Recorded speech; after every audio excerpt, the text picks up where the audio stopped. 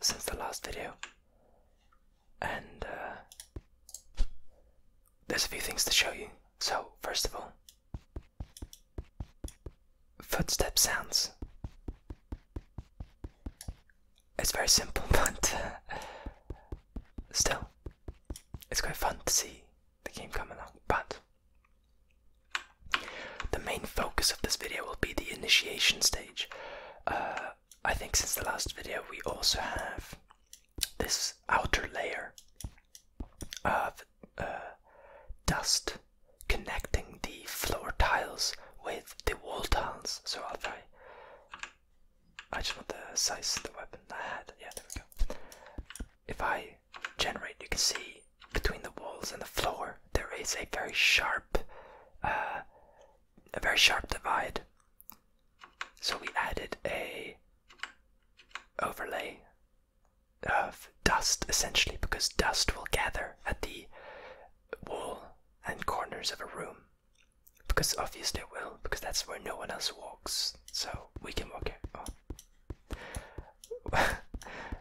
I haven't generated the physical walls yet. Anyway, the point is, people don't walk on the side of the room, so there's going to be dust there, so that makes sense, and it makes it look a lot better and makes the room look more like a room instead of just tiles. I think also since the last update, we fixed the tiles a little bit so that the room generally just looks more like a room. We've added floor overlays. I don't know if that was in the last update that I showed. I don't think so. So let me just generate the rest of this room, and then we can get onto the initiation stage. I mean, you'll notice the hearts, they're also just placeholder hearts. We've also, we've made a lot of graphic user interface and so on. It just hasn't been implemented, most of it anyway. So when I go into a room, I get this, which is a keyhole. And basically, my job at this stage is to spy into the room and see where the enemies are. Right now they just kind of spawn in corners, so that's not very exciting, but that's how this works. And you can see the spiral on the right side. That's the action points that I have, and my task here is to place action points at different points in the room. You can see that. And the point is that you jump between all these different nodes that you place, and if there's an enemy in the path between one jump and another, then you do damage to that enemy. So you can see what it looks like when we jump around now.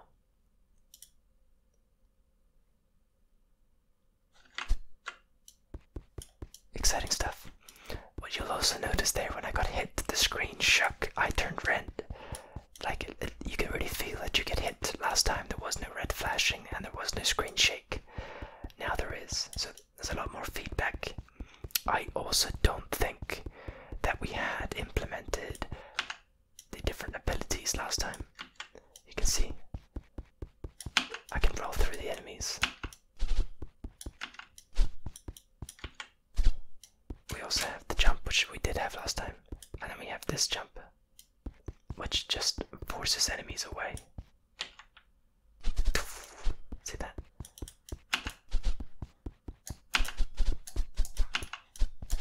Let me just finish these off.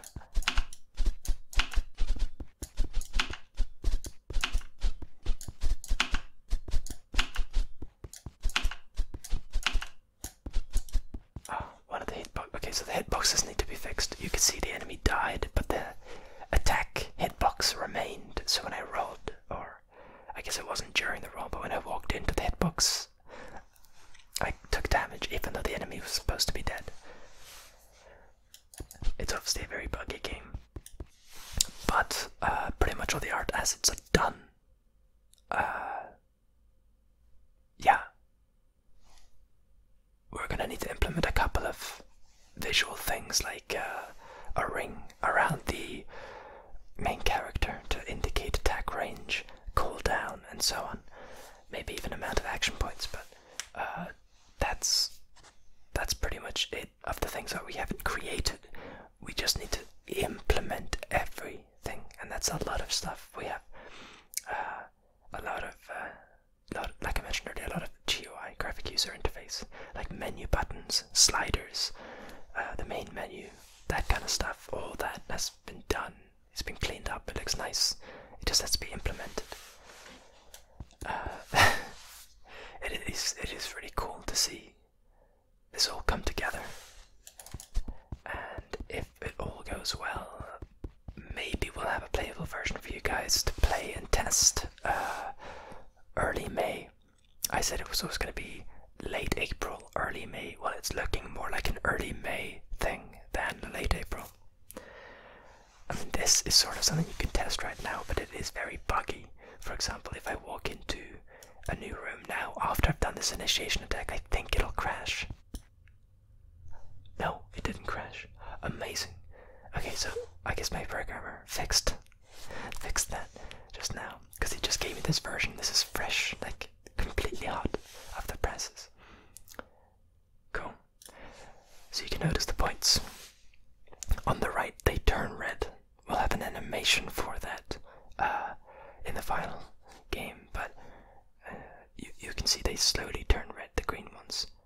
Even if I don't place them, they're turning red one by one, starting on the outside, going to the inside. This is because you don't have infinite time. You have a limited time to place all your points. That's kind of the challenge, is to do it in the time that you're given and to not waste points. Sometimes wasting points is worth it because you get to look around the room more, see where enemies are, and plan out a better attack. But that's the thing, if you're really good, you can do that as well as not waste many points. And of course, if you choose to spec into this part of the game, if you choose to pick up items that help you get more action points, for example, then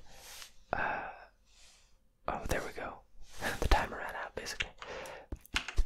If you choose to do that, then what you'll find is that you have to be even better at that stage, because otherwise you'll just be wasting all the additional points that you have. What we're thinking is that you'll have a maximum of what, like 30-40 points. We've got the spiral created so that it can support like 50 points if we want to go that far, but for the final full game, we're thinking you won't actually ever have more than like 30 or 40 points. So there'll be a hard cap on that. So when you pick up items and you wonder, why didn't that give me as many action points as it was supposed to? Well, it's because you hit the cap. And we have a cap because there's also going to be a cap for the real-time combat, right? There's a cap on weapon damage, technically, because there's going to be a weapon that is just the highest damage weapon, or the highest whatever weapon. And at some point it just becomes about your skill, how well you do, how efficient you are with placing those nodes around the room, how good you are at dodging enemy attacks in real-time combat, and so on. Something that we don't have in the game as well is new animations for the G. The G is the long weapon. There we go. So right now it just swings, but that's a little boring and it's not engaging, and we want to encourage people to hold down the button all the time despite the long cooldown. So what we've made is a new animation that stabs, and we're gonna have like 2 or 3, maybe 4 stabs before a combo attack. So after those 4 stabs, basically it swings the weapon, and that will knock them back quite far. And if they hit pillars or walls, which we've also got assets for but not implemented yet, if it hits those, they'll take damage there. If they hit a table, they'll take damage and the table will break, which is quite fun. So yeah, it's quite exciting, in my opinion, to see this come together. So for those few of you that are excited to play this game and want to test this game, cool. If we can, we want to add this to Steam before we give out a prototype so that you can add it to your wish list. So you can add it to your wish list and we'll count that as a vote. If you add it to your wish list on Steam, that'll be a vote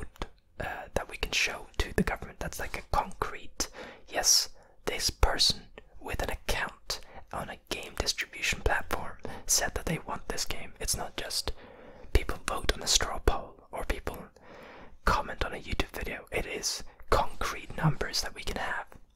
So if you don't have a Steam account, get a Steam account, alright? Because we need all the support we can get once we launch. That's kind of the aim here.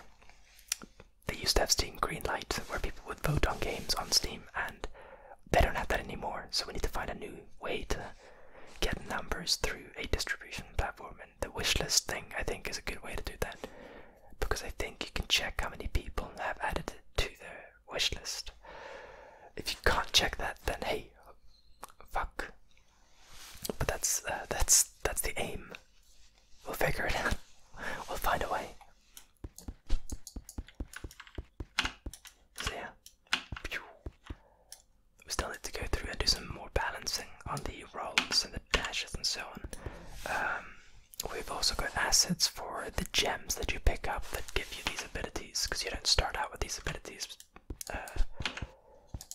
I may have mentioned it in the last video a month ago, but they're basically gems that you pick up that give you various abilities. We plan to add more particle effects so that when you roll, there'll be like a little trail of a color. Or when you dash, maybe it'll be a different color or something. That'd be cool. So yeah, what do you guys think of this as a concept? It's obviously not finished. It's very, very early stages. But this strategic part of the game to add to the real-time combat, I think, is really cool. And since different items give you different advantages that help you either in the real-time or the initiation attack stage of the game, that allows you to kind of focus on the play style that you prefer. If you feel more comfortable with this, then cool, you can spec into this part of the game. But if you feel more comfortable with the real-time combat, awesome. And I think that's really cool, and it offers a unique opportunity to the player.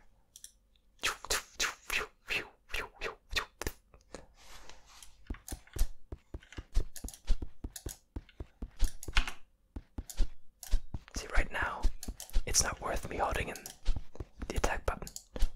I kind of just hit and run, which is silly. It's not fun at all. So we're gonna make you hold in the button. Anyway, that's about it. That's what I have to show. So I hope you enjoyed, and I'll make a new video soonish when we have more implemented, because now it's just kind of implementation, just throw it all in there. Maybe we'll even have the boss implemented next time. That'll be fun. So I look forward to that. Alright. Be sure to like this video, because like this is something I really need support for. So